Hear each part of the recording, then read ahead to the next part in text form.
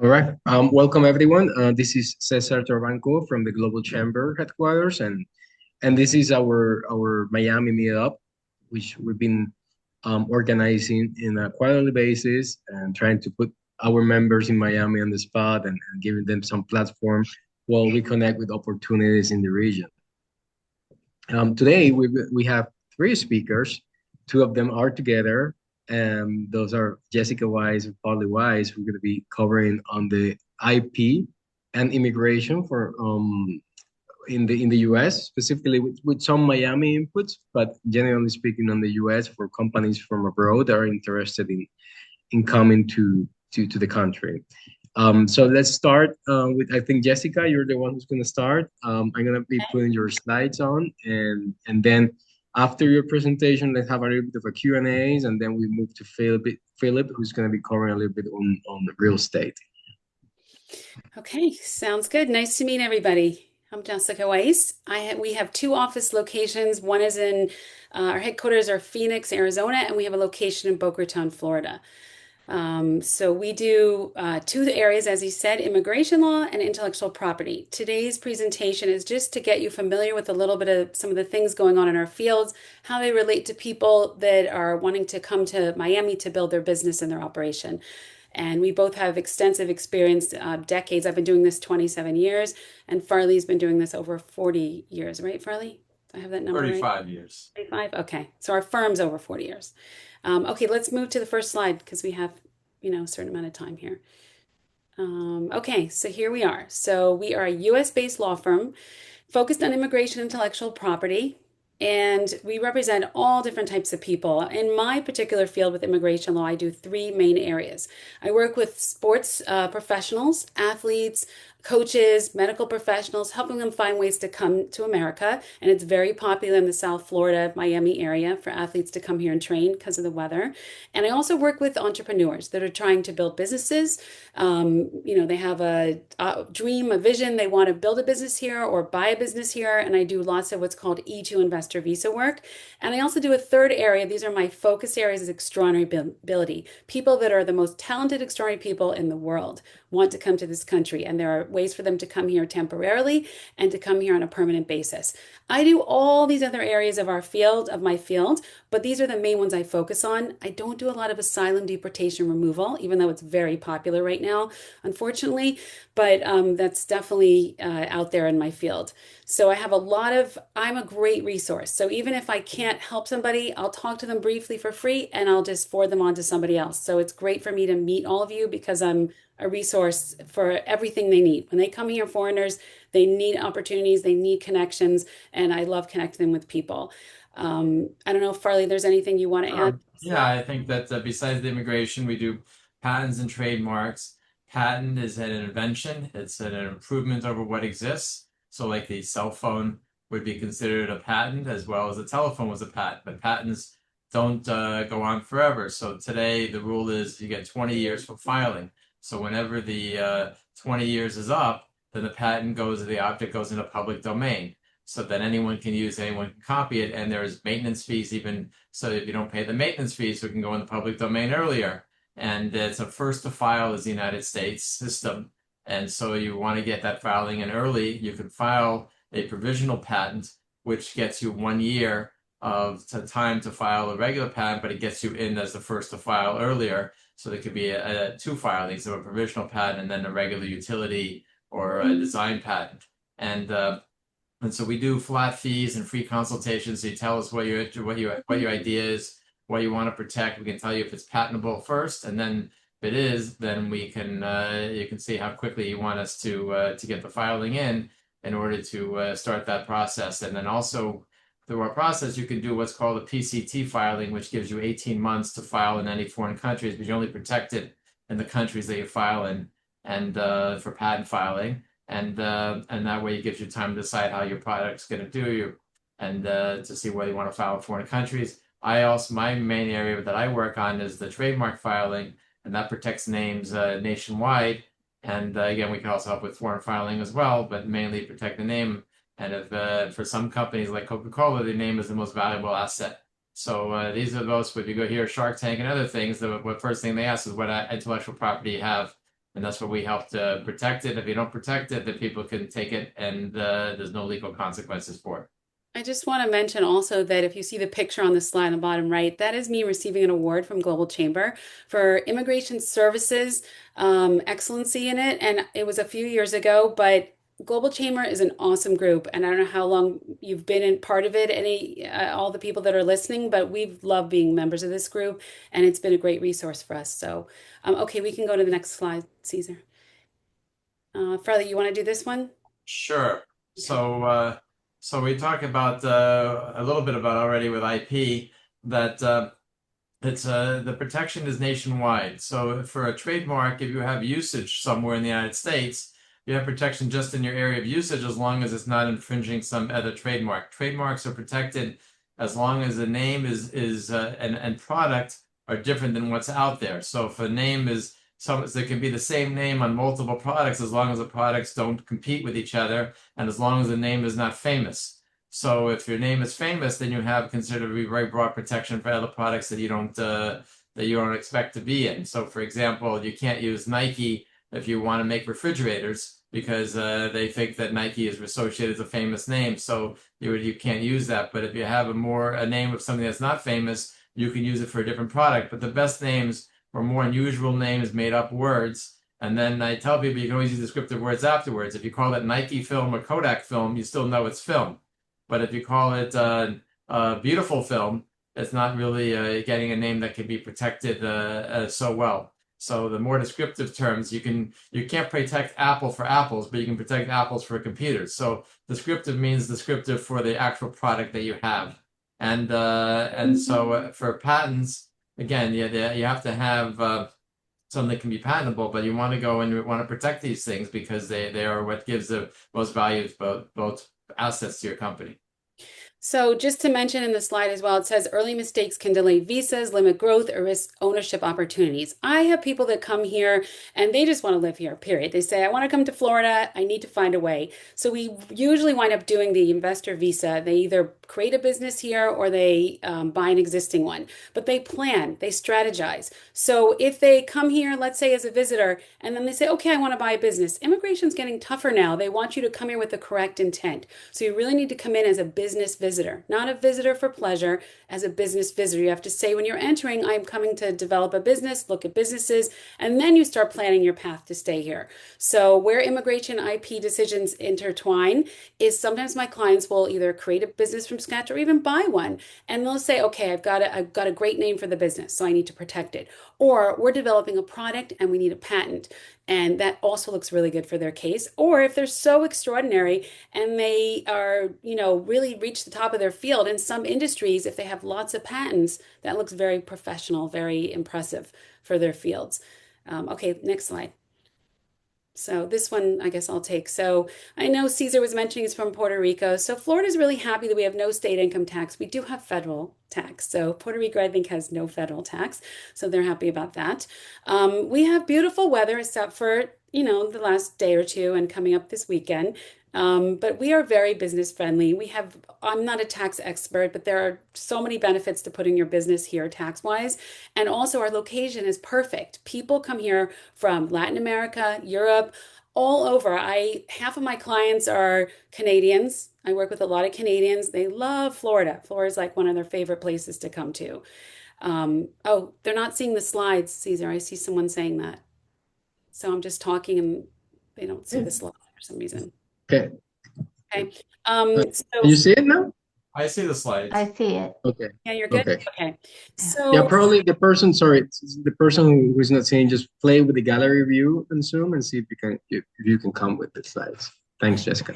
sure. So I want you to know that E2 investor visas, it's a non-immigrant temporary way for people to come here. It is an amazing way to come here because how much money they have to invest. Everybody hears about the gold card from Trump, the $1 million or $2 million for a company.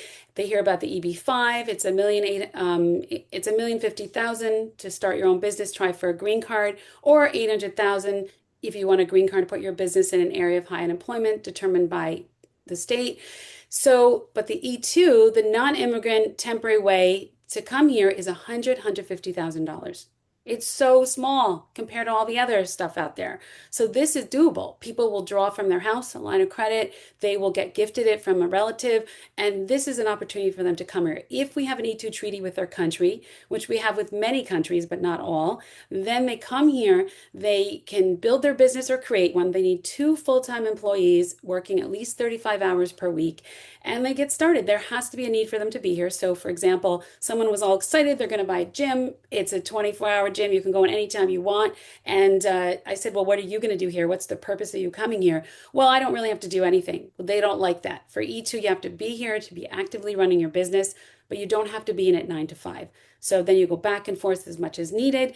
It is a great way to come here. E1, which is listed on here as well. If someone says to me, I have all this trade that or services going back and forth between the US and my home country, we have an E1 treaty, and trade being substantial, meaning usually a couple $100,000 and several trades. It can't just be one contract with one company going back and forth. So an example of that would be, let's say, it's a yellow school bus company. So the buses are made in America, but this is a true case I had, but the company is in Canada. So all the buses being made in America were sent to Canada. And then the company said one day, we want to start selling the buses in Canada as well. So we need to open up an E1. We'll still buy the buses and send them to Canada.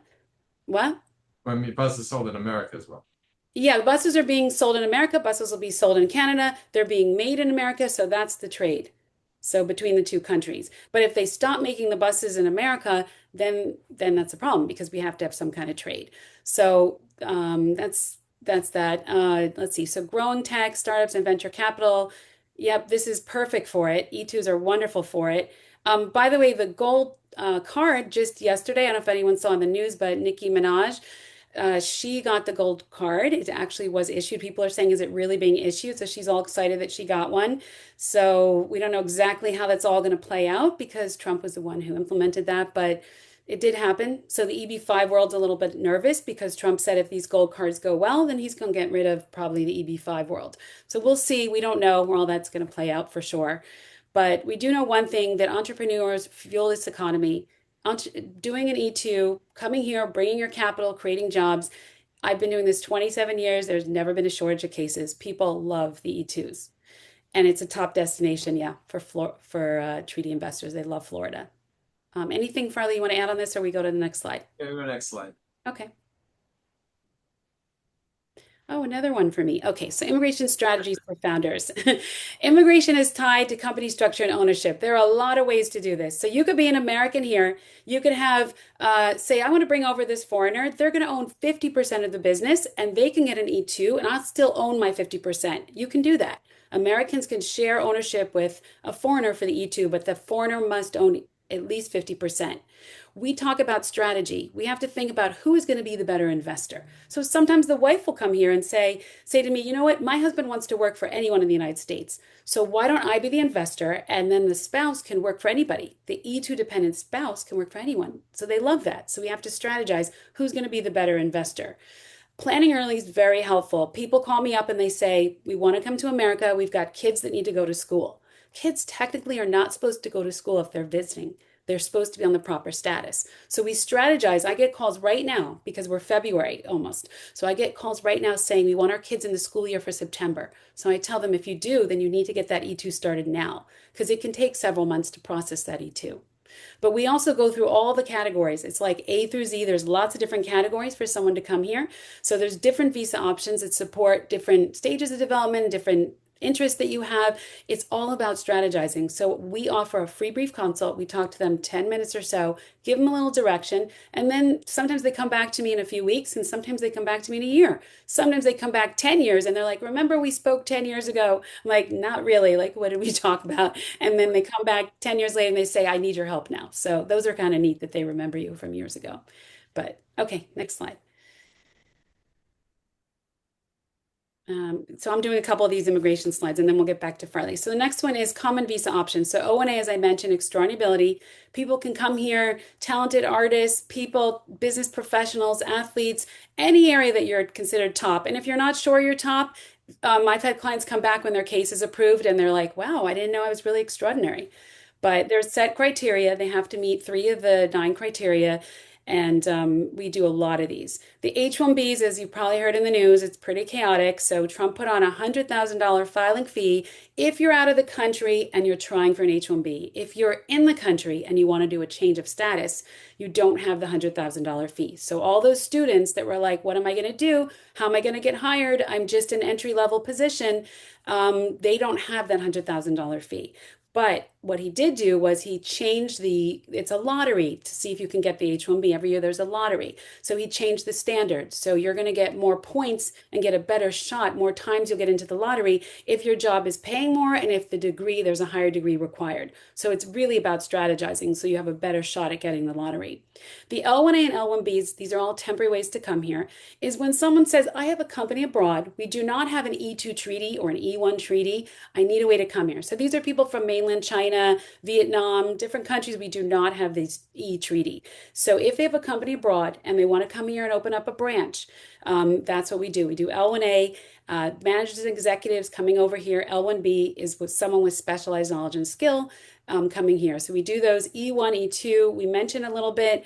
Again, on my focus, I do so many. I'm always working E2. For 27 years of my practice, I'm doing an E2 every week. I've always got one going. So it's a great way. And when they come here, they need accountants, estate lawyers, real estate people, insurance agents. There's so many things they need. And I always tell them, once you retain me, I'm happy to give you my resources because I've been collecting them, for years.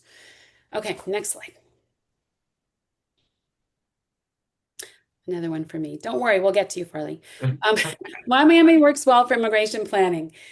Okay, so Miami, besides the beautiful palm trees and the tax benefits, and it's easier for people that are bilingual and even other languages as well. I speak just a little bit of Spanish, but there's so many people coming here from countries that I don't speak their languages, but they come here. They want the warm weather. Canadians go crazy for the warm weather. They start off as snowbirds. Then they turn into, well, no, there's snowflakes, then there's snowbirds, and then they're finally just here. They just want to be here. So I deal with a lot of those that just start off temporarily here. We well-established consular and business networks. There's a lot of that going on here. Popular for E2s, the climate, the athletes, the professionals, but also people that retire. They joke around that the E2 is like a retirement visa because people don't know how they want to come here. The snowbirds are ready, but they don't know how they can stay here longer. So a lot of them have some financial means and they use that and they buy a business. And then they need to see the business on a regular basis and know what's going on, but they don't have to be there 9 to 5. And that's attractive to them. And they can go back and forth as much as they want. They get a 5-year visa. If they're from Canada, different countries have different amount of time for the visa. And every time they come in, they can stay for up to 2 years and they have to leave, come back again. And when they're getting close to the end of their visa, they need to renew it. But a lot of times these snowbirds want to be here permanently. So we turn them into green cards. And a lot of people say, oh, I think you're stuck. You can't do anything. They're E2 forever. And I've had clients call me up and say, for 20 years, I've been E2. You've got to get me out of it. And we have. Okay, next slide. Okay, I know we're coming to you, Farley, so I'll move this along.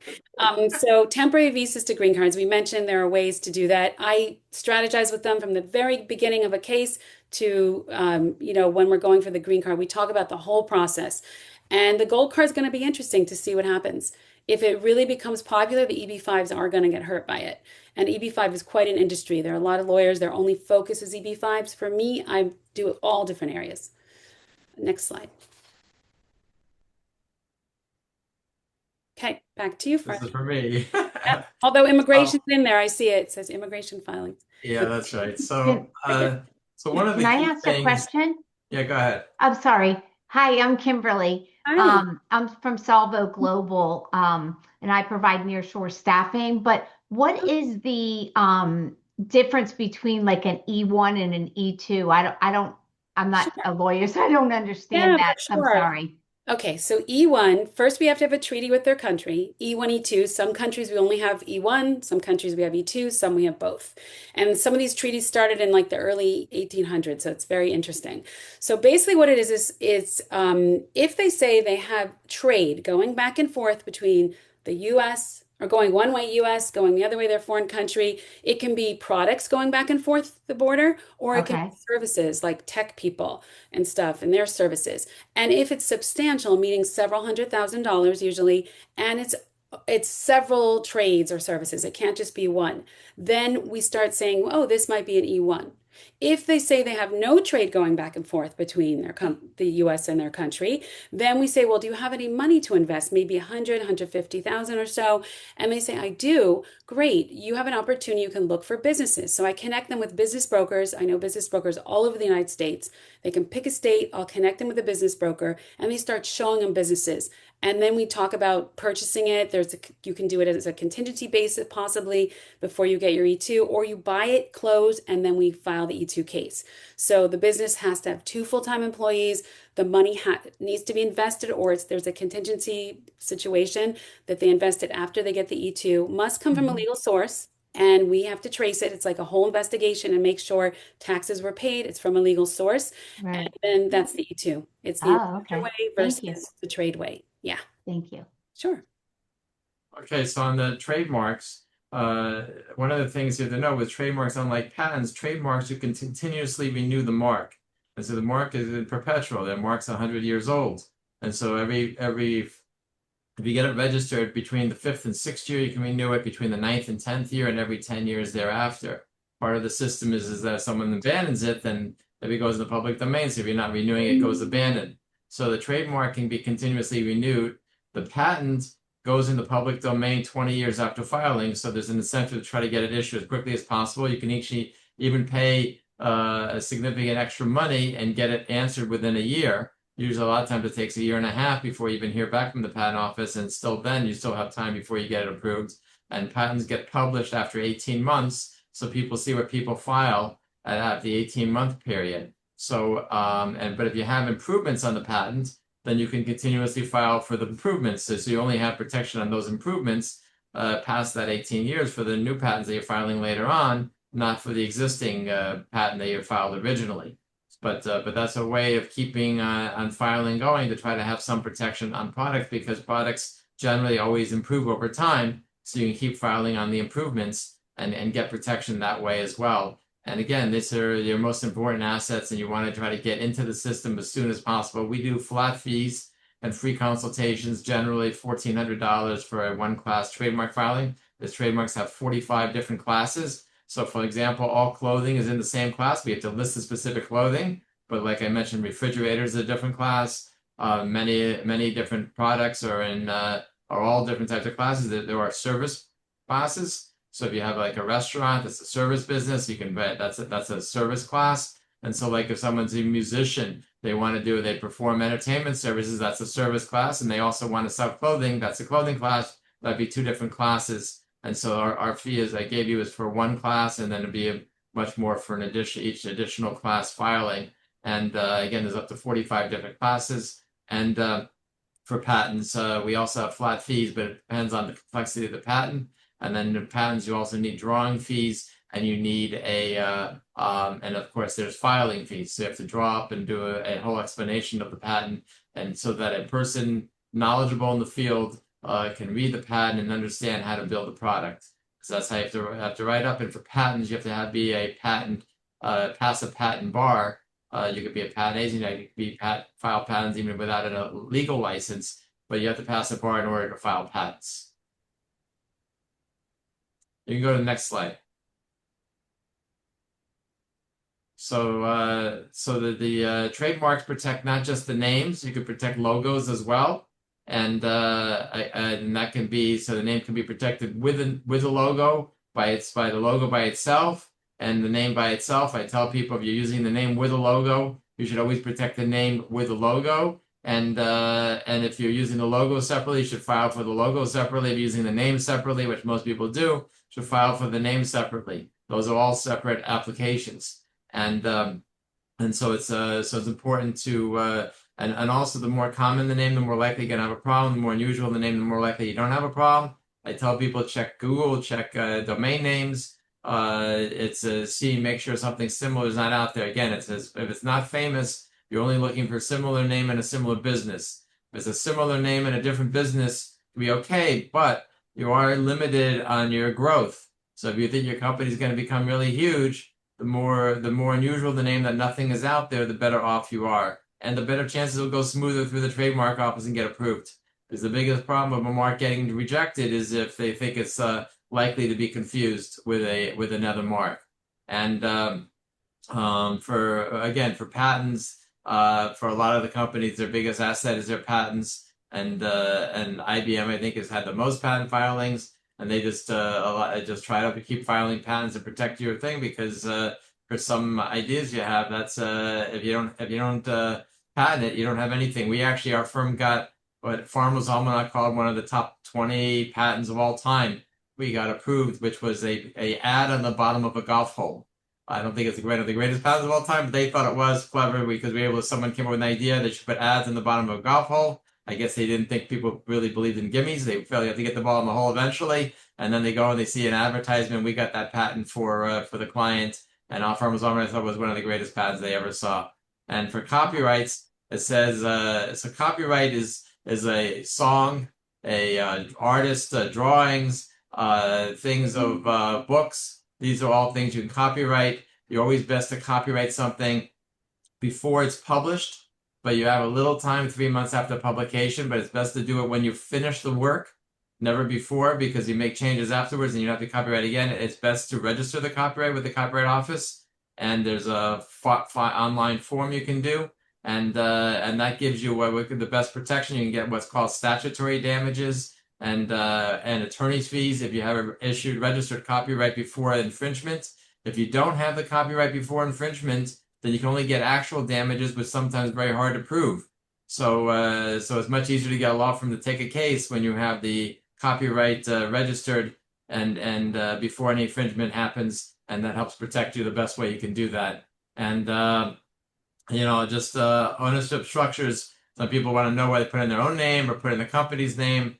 Sometimes it's best to put in the company's name. A lot of times it is, because that gives you assets for the company. People buy shares in the company, investors in the company. I know a lot of people like to keep it their own name, but if you have a company, you really should be putting it in the company's name. Carly, there was a question on the chat. Do you want to leave it for the end, Caesar, or we just address it now? I don't know if you can. That's the Sorry, question. yeah, you can address it now if you want, Carly. Okay. Yeah. Do you For see it? LLC, to have logo, name, copyright, and service. So LLC. Well, the main thing is that if you have an LLC, the LLC filing in Florida, or I don't know where if you're all in Florida to do that. But we don't do the LLCs in Florida, but we do federal trademarks, all federal, so we can do all those types of things. So basic pride, a lot of people copyright, we charge $500 a flat fee for, and that includes the filing fee. For a trademark, again, it's the same $1,400 for one class filing, and then usually $1,200 for an additional class, and that's for the name or logo, and then for patents, usually it's $7,000 on up. It can be much more than that, but generally our fees for our firm, where I tell people we don't have New York and DC pricing, and you file in the same place, and we do flat fees, so you can budget ahead of time and know. We have to know the complexity of the patent, but a lot of the patents we file are under $10,000 to get the thing filed for it. But usually you do a search for a patent before you file, and generally I think our fee is like $1,800 to do a search and to check and make sure it's available. But you don't want to usually file unless if something is already out there. Though some people can do some of these searches themselves on the patent trademark database site, uspto.gov. Okay, next So, slide. We're good? Next slide. Okay. Do you want to do? They get one from me. Yeah. I think we've talked about the protection and benefits of it, and I think that also one of the things people have to realize is that sometimes you say, you know what, I'm not sure I can ever make this product. I don't have the assets to do it. I have this idea, and sometimes you can do is you can just license it, and so you can come up with a patent invention. You can license it to other parties. My sister, when she was 12 years old, she had a runny nose, and her nose got red. And she said to my father, "So why can't there be a lubricated tissue?" And my father said, "That's a good idea." And he filed a patent, got a patent issued. And then all of a sudden, near the end of the patent, Kimberly-Clark came out with the Pus Plus tissue. And so even though she never made the tissue, but she had the patent for it, and was able to get a settlement with Kimberly-Clark over the Needles can be fired with the lubricated tissue. So even though there was not much time left on the patent, so it wasn't a really major lucrative settlement, but it was something. And so even if you don't ever make the product, you can license it to other people who want to make the product. So that's an important benefit to have if you for a patent. So you don't always have to make it. As a matter of fact, sometimes a lot of times the inventor is not a good business person, and so they have to find the right business person with it. And so sometimes the best way to do it is just license someone else who knows the business, who can actually make the product. Okay, next slide. Okay, I guess I'll try this one. So immigration and IP, how we work together. So I'm just going to give you one example to show how we work together. So I had a client, he had a bunch of patents and he wanted to be extraditability, green card case. So he invented something. So we needed to pull all those patents to show that he was on them and that he was the original inventor of them, and to use that to show that's why he's extraordinary, because his product is out there because it's an original product. And we use it sometimes for the O1As, which is the non-immigrant temporary way to come here as an extraditability person, or the EB1A, which is the green card way. There's two different ways to come here as an extraditability person. In terms of, so immigration filings often rely on IP, as I said, integrated planning. I don't know if there's anything you want to add to this slide, Farley, but that's just an example. I think it's Okay, so next one. So Jessica, if we can wrap up in a minute, so we can Ready. leave space for. We're just about done. Thank So you. this is Weiss and Moy. So how we can help you. So if someone comes to you and they're a foreigner and they want to come here, build a business, create something, protect a name, these two are connected, as you see from this presentation, that we are here for support. We're a resource and we talk to everyone for free briefly, and then we strategize how we can make your dream come true, because it really is a dream. When people come here and they want to make a life here and start, creating something here, this is a dream for them. And we want to make their dreams come true. And it's a hard time. As you see in the news, there's always stuff going on with immigration and whatever, but we try our best. We work with the law, within the law, we try our best to make their dreams come true. And so we're here, we're a resource. And that's really what I want to emphasize. And also, I'd just like to say, there's many areas of law that people practice, and I don't think people are very excited when their clients come in because they committed a crime or had a bankruptcy or a divorce. But our area, people are excited. They can't wait to protect their name and their product, their business, and their patent, their inventions. And so it's very exciting to go and try to help people who are really at the start. And you see people at the starting time, and then you see how some of the business become very successful. And it's fascinating to see how it started and where it is and where things go. And we're always happy to see our clients successful. Yep. Thank you so much, everyone, for listening to us. Thank you. Thank you, Jessica. Thank you, Farley. Before we move to Philip, any pending questions there? I know you covered some, but if anyone has a question. Yes, yeah, Divya, go ahead. yes. Good morning and good afternoon. I am Divya Ramasamy from India. I represent Human Resources Global Gateway Private Limited, also known as HRGG, based in Hosur. We are a Ministry of External Affairs licensed recruitment company specializing in international manpower mobility and workforce deployment, especially for Europe and other global markets. My core interest is in global immigration strategy, cross-border workforce movement, and building structured partnerships between employees and skilled candidates. I actively work on employer tie-ups, work permit process, and compliant recruitment models for overseas hiring. I'm particularly interested in how immigration strategy supports company growth, founder mobility, and long-term workforce planning, which is why this topic is very relevant to my work and business direction. I'm happy to connect, collaborate, and explore professional partnership in this area. Sorry, my voice is a little bit, I'm having heavy fever. I don't know, you are hearing my voice are a little bit louder. No, I don't know. we can hear you and understand. Yeah, thank you. Thank you. I think that this probably would require a conversation, like a private conversation, because Yes, please. so many ways. I know India, it's very hard now because There are certain categories, green card, they're very backlogged with this H-1B, $100,000 fee. It's very difficult because a lot of people come from India for H-1Bs, but I'm happy to talk to you privately and Okay, have a chat about ways that, people can come. please. Thank you. Kindly share your contact details. I think it's in We the can chat. connect as per your And convenience time. Yep. I can connect you. I can connect you. Yeah, no Thank you. worries. Thank you so Okay, much, Cesar. great. Thank you so much. Thank you. Thanks. Thanks again, Jessica and Farley. Let's move now to Philip. Philip is one of those foreigners that picked Florida as a new home. So Philip, welcome. Glad to have you here back to back, week after week. So that's good. That's right. That's right.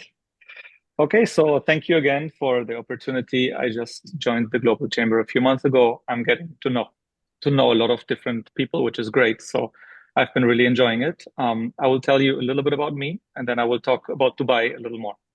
So I've been here in Aventura in South Florida for the past 13 years. I've been loving it. It's a great place to be. And I second all the things you just heard about Miami being a great place, a place where people, come to start their new life, open a business, etc. But I'm going to shift a little bit now, and I'm going to shift to Dubai. So Dubai, in a way, it's like Miami. So I always say for the Americas, you're looking at Miami as like the central place where you have a lot of connectivity, where you have a lot of different things going on. And Dubai is like that for the rest of the world. You are very close to Europe, Northern Africa, Asia, India, China. So Dubai is an incredible place. And I would like to share a small presentation before I go into the real estate aspect. I would like to just talk about Dubai, because if I tell you about a project, that's like anything, like, yeah, that's a beautiful project, but what else comes with it and why is it special? So if I can, I'll just share my screen here. I don't know if I can. Let me see. Content. Oh, You should be able good to. enough. Let me see. Preview. System settings. Let me see. Sorry, I wasn't aware that I have to change my settings for that.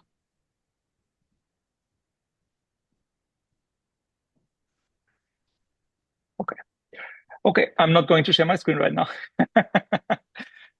Well, you can send it to me if you want, Philip. Okay, I'll send it have it to on you. WhatsApp or whatever. Yes, You can sorry keep about talking that. and I will. Yes, exactly. 1 second. So I'm doing that right now.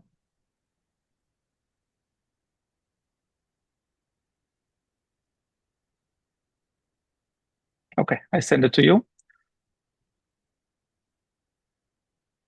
Okay, so why is Dubai such an interesting place? So we have all been following it for a while, and there is a lot of change happening in that area. So a lot of people are moving capital from the US and from all over the world to Dubai. So I'm going to tell you a few key points that are very important about Dubai. You have incredible political stability. It is one of the safest countries, the UAE and Dubai specifically as a city in the world. That's incredible. Yes. So let's say on this slide. So that's incredible. That's incredible when you consider moving yourself, your family, your business, or nothing at all, just making an investment in a safe place. The currency is the dirham, and it is pegged to the US dollar. So basically, there's no rate changes. It'll always be consistent with the US dollar. So that's great for us US investors. There has been incredible population growth. So they just reached 4 million last year, but they're on plan. They're planning to double their population. So sometimes you hear people saying, yeah, they're building everywhere and it's going to be bad because they're going to have oversupply. Actually, they're not. They're just trying to deal with the demand that they're having globally, entry level, from entry level to extra super luxury. And of course, they have, like I said, geopolitically, they're very well located. They're on track to build the biggest airport in the world. They're going to have about 250 million passengers annually. So Dubai is like a hub, definitely. They're building metro lines, they're building highways, they're building and building and building. So you're creating an infrastructure that is yes, very desirable. And of course, it's an ultra low tax environment. I will talk about the taxes on the next slide or the following one. Let's move to the next slide. Okay.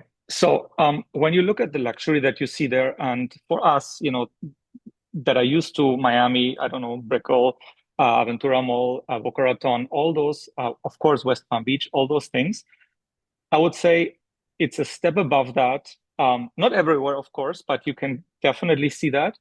And if you compare the price, the price for luxury and also the price for entry, you can roughly say that it's about half of what you would be paying here.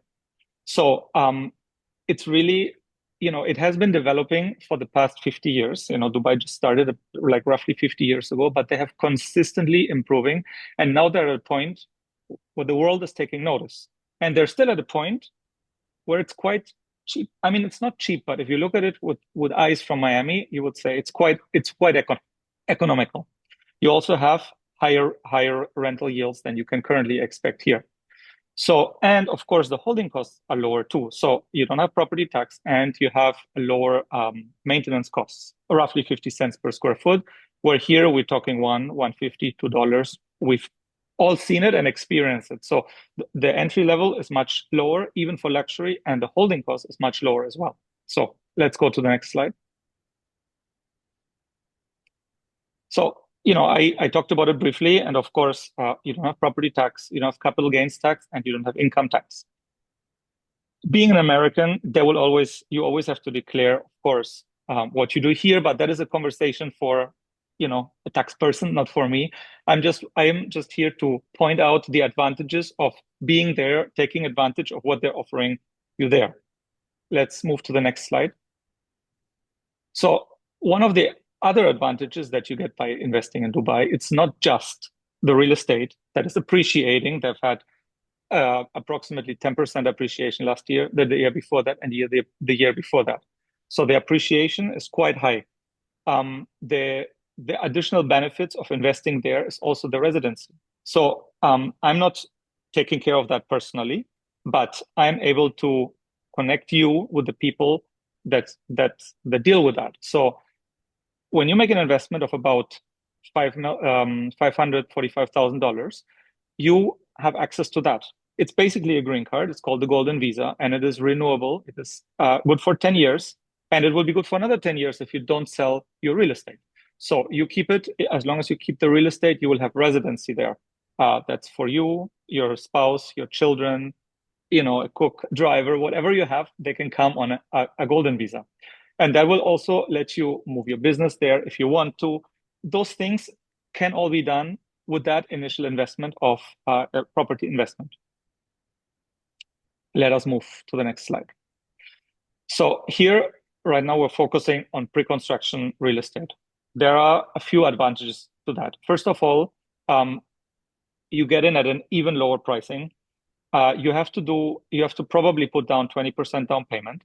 And after that, you make low monthly payments. So you can pay approximately 1% per month during the time of construction for 2 to 3 years. And then you will have to make a lump sum payment or get a mortgage there, which is between 4.5% and 5.5% for the final payment. While it is being built, it is, of course, appreciating. So once you receive your property, you can either move in there, turn around and sell it for the value that it now has, or rent it out long-term or Airbnb. All those things are possible and are very lucrative. So the reason why we focus on pre-construction here is also because we look at it from a strategic point of view. We look at what's happening now, where it's happening. So when you just look at a map and you say, well, you have sand here, you have sand there, and we don't really know which one would be better. So we look at what are the projects, the infrastructure projects that are planned, the metro lines, the new airport, for example, and others. So you don't have to be right on the water to take advantage of appreciating areas. And then you take advantage of the other benefits, which is, you're basically diversifying your risk. Let us move to the next slide.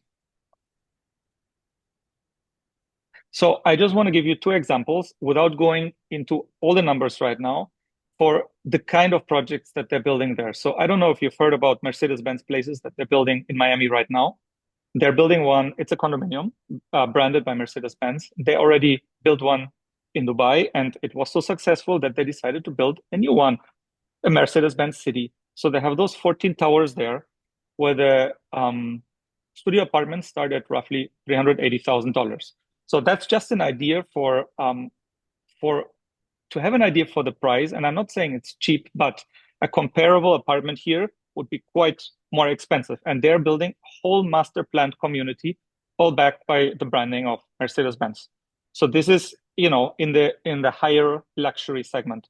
Let us move to another slide. But for example, these buildings, they're also being built right now. And you can see there's an artificial lagoon. It is wrapped around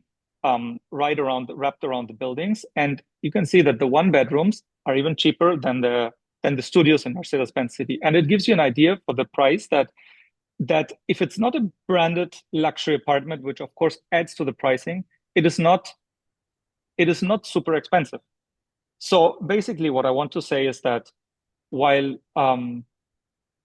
we all live here, and it is great, and we're all still here, we should not disregard the opportunities that can be found elsewhere for investment, for diversification, for maybe moving a business, maybe finding another client base, maybe optimizing the taxes, etc.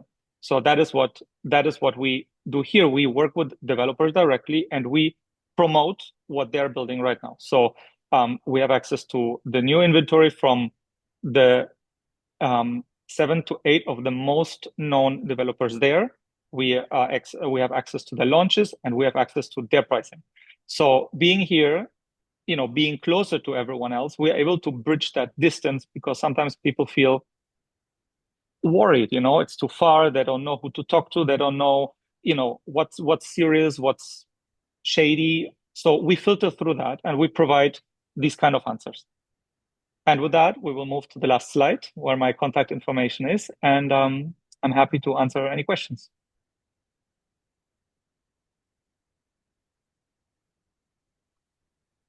If there are.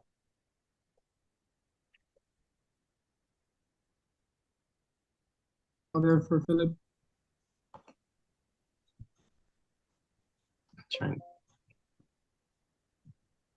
And Philip, you can also help people beyond the real estate, right? Like businesses interested in Dubai and the region. That's something Right. that you can be that Miami Dubai bridge. Right. So the first step was always real estate, but as it so happens, everyone has different needs and desires. So there is a network of professionals over there that I'm able to connect you and others that are interested with. If you want to start a business, if you want to, hire people, if you're looking, for the papers, for the golden visa, all of these things, they can be facilitated, and they will be facilitated. And it all started with real estate, but yes, of course, it branched out into different areas. Excellent. Thank you very much, Philip, for your presentation. Thank you. Thank you for giving me the chance. Sure. I would like to invite Mona. Mona Shawi. Mona is our new executive director in Central Florida. And so the idea. Oh, sorry. That sounds coming from your side, right, Mona? I can hear you. Should I speak? Okay. No, I was Can you just hear me listening well? to some background stuff. Yeah, I can hear you well. So Mona is now taking the lead of our chapter in Central Florida. I said, well, Mona, just jump in there for the Miami call and introduce yourself, and maybe tell us a little bit about your planning to do with the chapters and what the goals are, and hopefully we can find synergies and work together with the Miami region.